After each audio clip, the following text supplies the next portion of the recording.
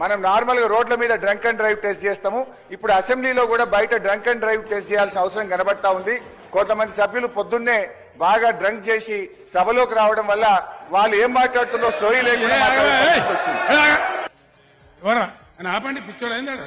నేను మాట్లాడానా పోవాలరా? నువ్వు మందు తాగుతావు, నీకు తెలుసా? నువ్వు వచ్చి పోసినావా నాకు మందు? ఇప్పుడు వచ్చిన మందు కలిపినావా? నువ్వు మాట్లాడచ్చు అట్లా నీ సంస్కారం.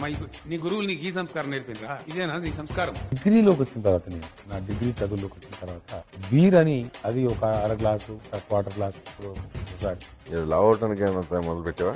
లేదు, ఫ్రెండ్స్ మామూలు తీసుకుని ఉంటారు కదా. సరే అట్లాంటి సందర్భాల్లో అప్పుడు ఇప్పుడు వాళ్ళతో అలా పడలేక వేగలేక quarter glass beer half glass beer అట్లా తీసుకునేవాడు.